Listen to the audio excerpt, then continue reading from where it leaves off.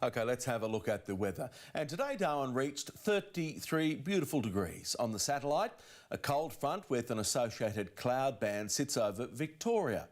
Now for the capitals tomorrow, Brisbane a possible shower 26, partly cloudy and 23 in Sydney, 22 in Canberra, 22 in Hobart with clouds about. Melbourne partly cloudy and 20, fine for Adelaide reaching 27 and 30 degrees in Perth. Back home, Howard Springs a possible storm and 35, the same in Tennant Creek. 29 and fine in Alice and sunshine and 31 for Ulara.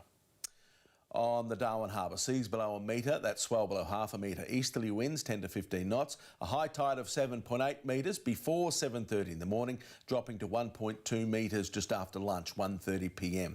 Catch of the day belongs to 5-year-old Sam today. He snagged this threadfin salmon at Dundee. Well done to you, Sam. Don't forget to send your catch to newsphoto@9.com.au.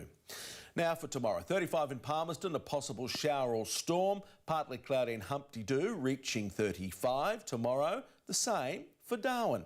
So the next 7 days now, expect temperatures in the low to mid-30s with partly cloudy days for the rest of the working week before wet weather is forecast again on Friday. So get your umbrellas prepared for that, will you? Hyundai has been forced to ramp up the urgency of the recall of tens of thousands of its flagship SUVs because of a fire risk. Some owners are now considering a class action against the car maker. What began as smoke under the hood soon became full-blown flames.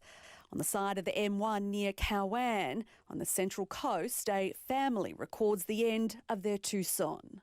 In February, the car company announced a recall of more than 93,000 Tucsons made between 2015 and 2020 because of a defect in the anti-locking braking system's circuit board. The fear is that the default could trigger this: melted metal, all that's left of Zane Lewis Hamilton's car. And I heard a popping noise, and then I looked over the back fence and all I could see was this big plume of smoke. The truck driver, now in cancer remission, says he needs his vehicle for medical appointments. I don't believe the insurance company should be paying for it when the vehicle's still under the manufacturer's warranty. Zane wants answers, and so do Richard and Judy Edwards.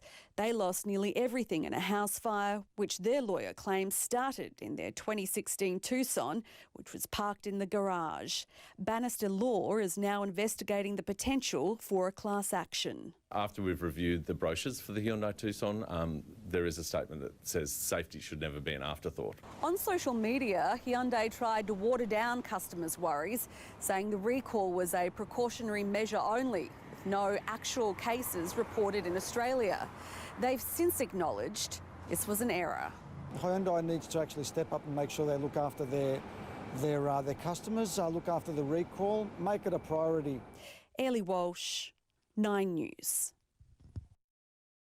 But let's have a look at today's finance now. The Australian share market and our dollar were both lower. Here's Chris Kohler. The end of JobKeeper was felt by retail companies today. A lot of that money had ended up in cash registers, so their shares were a little bit lower today. Overall, the market edged down, but big miners like BHP and Fortescue were strong, while Macquarie slipped after hitting record highs last week. Nine Entertainment was also lower after a hack took systems offline. Elsewhere, the Australian dollar is lower, buying 76 US cents, 64 euro cents and 55 British pence. It's still expected to top 80 US cents this year, but for now, the weakness is helping Australian exporters. Thank you for that, Chris. Well, that is our special edition of 9 News Darwin. All things going well. We will see you tomorrow at 6. Good night.